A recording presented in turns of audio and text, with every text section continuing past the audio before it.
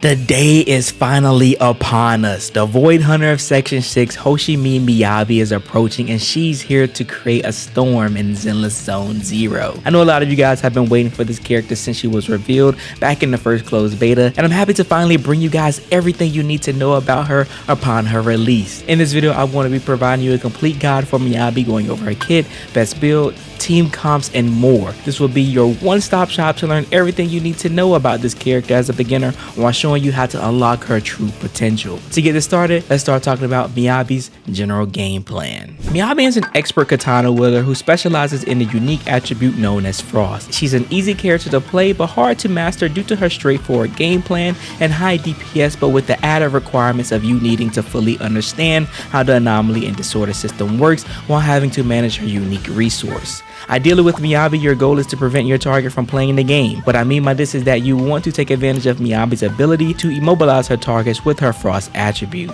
She does this by constantly applying freeze to her targets, inflicting them with Frostbite, and triggering Shatter when Frost Corruption is applied. Sounds pretty familiar, doesn't it? Frost shares a lot of similarities with the Ice attribute, but is considered its own independent attribute anomaly. The difference between the two is that Frost provides Miyabi a debuff she can apply to her targets known as Ice Fire. This is a unique effect that is applied when Miyabi deals Frost damage to a target, increasing her anomaly build-up rate by 100% of her crit rate up to a maximum increase of 80% for 30 seconds against the target affected. This improvement to her anomaly build-up significantly increases the amount of time she's able to apply Frost Corruption, which consumes Ice Fire and triggers Frost Burn Break. Sounds like a lot? Essentially, you deal Frost damage, and once you fill up the Frost anomaly gauge, Freeze, Frostbite, and Frost Burn Break will be applied. Once you attack again, Shadow will trigger, and you just repeat.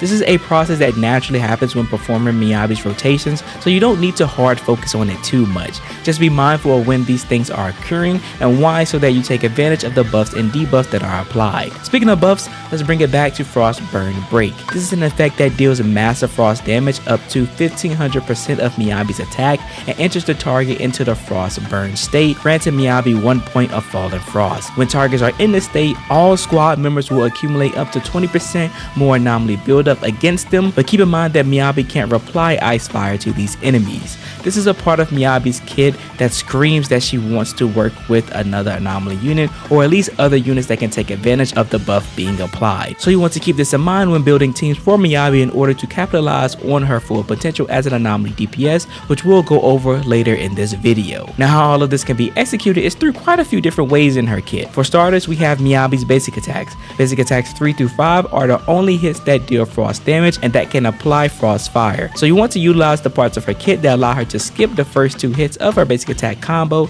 in order to have 100% uptime for Ice Fire. The parts of her kit that allow her to do this are her hold basic attack, dodge counter, EX special attack, and her ultimate. All of these options allow you to follow up into the 3rd hit of her basic attack, but when using these moves, they automatically apply Ice Fire to your targets anyway. This is fine because regardless of them being able to apply Ice Fire themselves, skipping to the later half of her combo quickly gives you access to her highest damaging basic attacks. To give you guys a visual, here's an example combo of how you can build anomaly with Miyabi. Now, this isn't an optimal rotation, but this combo applies the Ice Fire buff, which increases her anomaly build-up rate, builds you the 4 stacks of Fallen Frost you need to unload your whole basic attack, which we'll talk more about later, and triggers Frost Corruption. This should freeze your target and inflict them with Frost Bite and Frost Burn Break, so when playing Miyabi, you want to ensure that you are always dealing Frost damage to keep Ice Fire active in order to increase her anomaly build-up rate, which in return increases her damage output. This same logic can be applied with all of her moves we mentioned earlier. You just need to keep in mind that when using these moves, you want to monitor how many Fallen Frost stacks you have and when you should apply your anomaly and trigger this order. Now, I know I mentioned some terms and didn't go into further details with some aspects of her kit, so let's correct that and talk more about her EX special attack. EX special attack Haisetsu is a forward advancing slash that leaves a wide trail of judgment cuts, dealing massive frost damage. When activating the skill, Miyabi gains 2 points of Fallen Frost, which are the points indicated under her health bar, and you can build these to activate her hold basic attack Shimotsuki. If you have extra energy, you can follow up with another EX special, unleashing a powerful series of slashes dealing frost damage. This EX special also provides Miyabi 2 more stacks of Fallen Frost, granting her another level of Shimotsuki. Both of these EX specials are really good for Miyabi because they apply Ice Fire to enemies, building build a lot of anomaly and cover a large amount of space, giving Miyabi the ability to clear mobs of enemies quickly and efficiently. You'll notice that that's a common trend with Miyabi, as she has a lot of moves that cover a lot of space,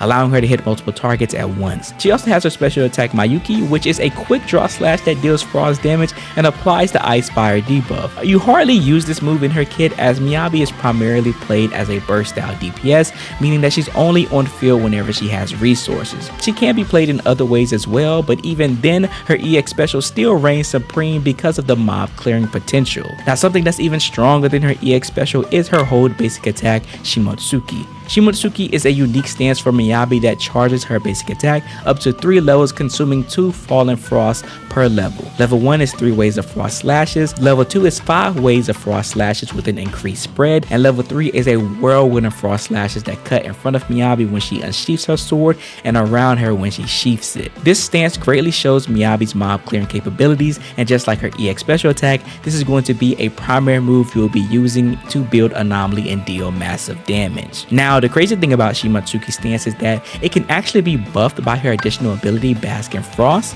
When Miyabi has a support unit or members from Section 6 on her squad, Shimotsuki's damage is increased by 60%. When any squad member triggers this order, Miyabi then obtains 2 points of Fallen Frost, and the next time you perform her hold basic, she ignores 30% of the target's ice res. This damage increase in ice ignore is nothing to scoff at, as it drastically increases her already high DPS output, bringing it to new heights.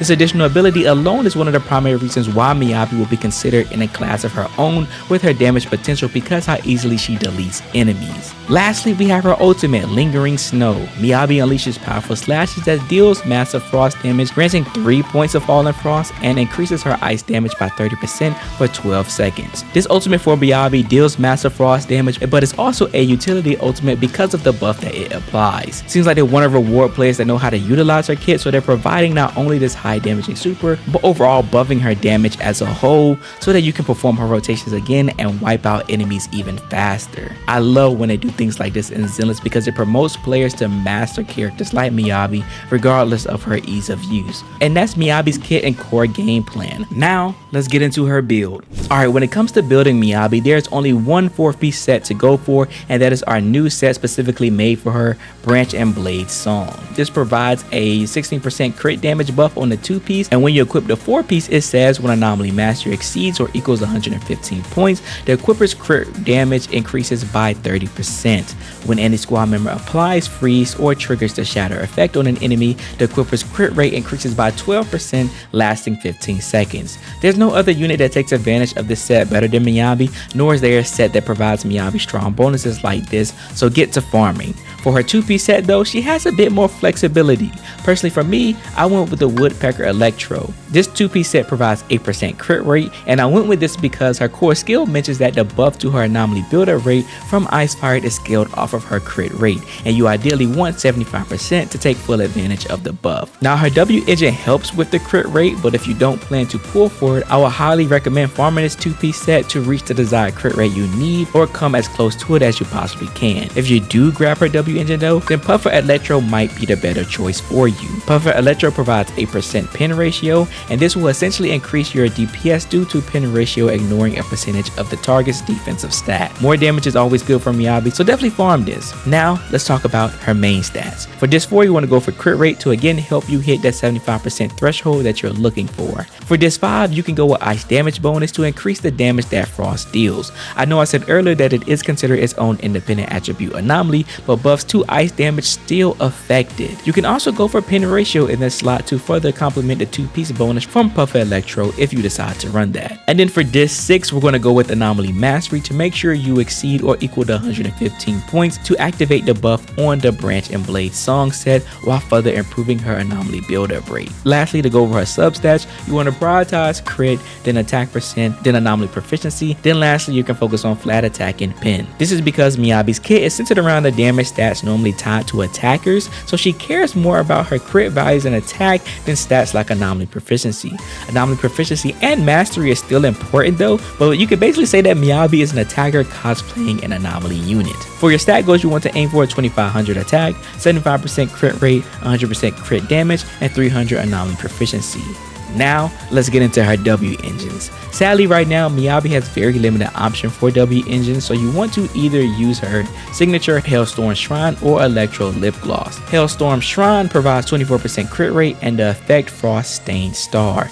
This effect increases crit damage by 50%, and when using an EX special attack or when any squad member applies an attribute anomaly to any enemy, the equipper's ice damage increases by 20%, stacking up to 2 times and lasting 15 seconds. The duration of each stack is calculated separately, meaning this buff can last up to a total of 30 seconds. Just like most signatures, Miyabi's W engine elevates her performance on and off the field, making any alternative not as feasible. If you can pull her engine, I would definitely recommend, as it would further improve your investment with the character. For Electro Lip Gloss, this provides 75 points of anomaly proficiency and a Kiss of Death effect. When there are enemies inflicted with the attribute anomaly on the field, the equipper's attack increases by 13% and they deal an additional 20% more damage to the target.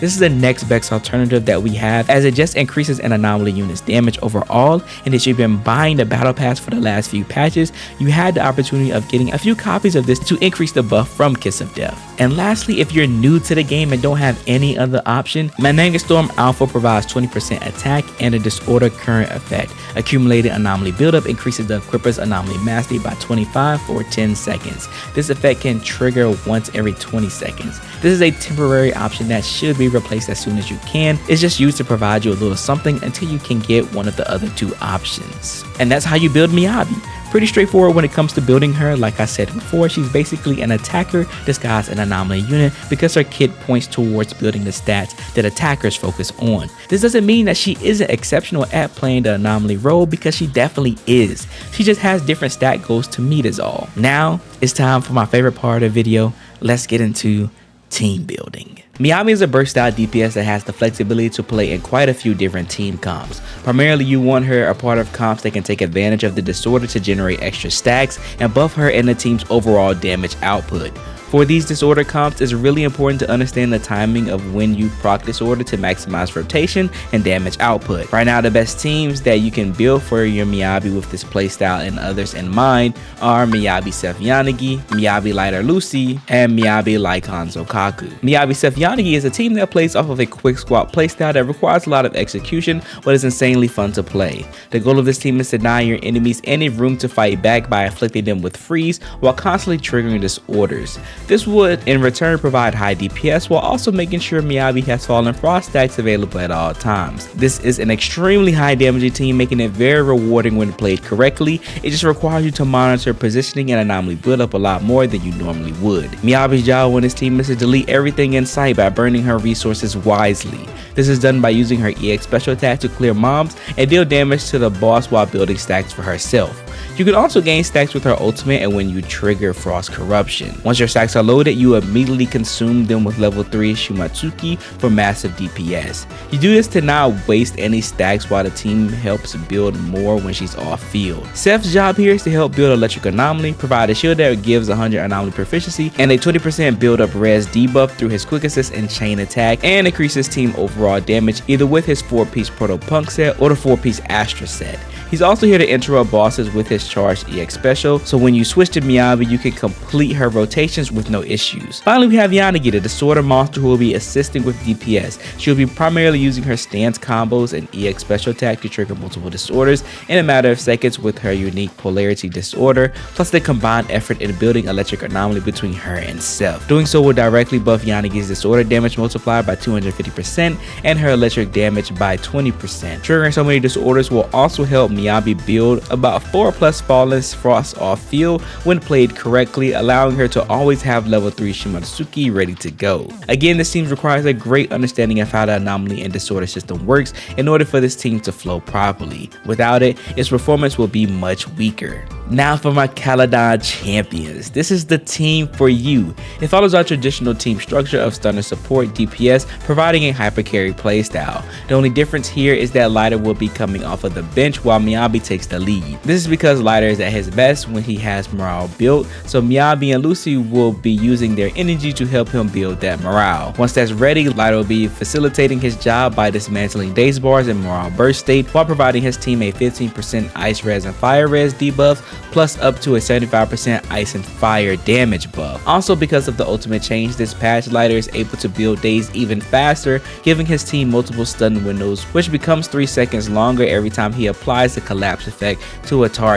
It's a very noticeable DPS difference, making Lighter a valuable asset for the team. Lucy's job here is to play her traditional support role as always. She will be providing a 600 flat attack buff through Cheer On, which is tied to her EX special attack, but if you have her at least M2, this buff can be applied through her chain attack and ultimate, while additionally applying a 10% crit damage buff at M4. Speaking of ultimates, the new change affects Lucy too, as now she's able to add to her team's overall DPS by ulting, but you want to make sure your Lucy is on a crit build. This is extra DPS allowing you to clear runs much faster, strengthening Lucy's value as an agent on Miyabi's team. Now, because of Lighter and Lucy are both fire units, they can together build fire anomaly to achieve this order with Miyabi, just not as effective as other teams. While keeping this in mind, you also want to be sure to build either Lighter or Lucy to have a bit of anomaly proficiency, so these anomaly build-up buffs coming from Miyabi can be taken advantage of a lot better. Finally, Miyabi is just playing the DPS role as usual. Your goal here is to apply freeze as soon as possible, so once Lighter and Lucy performs their rotation,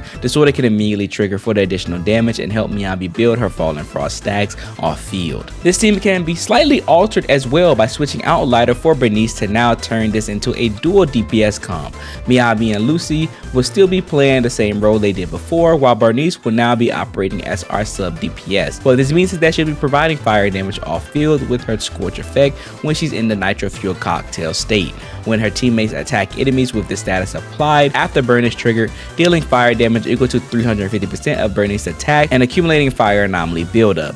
This damage increases for every 10 anomaly proficiency that Bernice has, up to a maximum of 30%. Her additional ability is also active here, giving her a 65% increase to her fire anomaly buildup as well. This team kind of just plays itself, since Bernice will be providing DPS off field majority of the time. I would just make sure either Lucy or Bernice provide some form of energy regen for the team so that it doesn't feel deprived of energy. Finally, for our last team, we have our free-to-play option Miyabi, Lycon, and Sokaku. This team basically plays just like the Lighter Lucy team, but instead of applying burn, we get to have a double freeze comp. This is because Frost and Ice are considered separate attribute anomalies, still making this a disordered team. Lycan as our stunner will be prioritizing his charged basic attacks as they deal 80% daze. Once he stuns the target, Lycan increases the target's stun damage multiplier by 35%, opening up his team's DPS potential.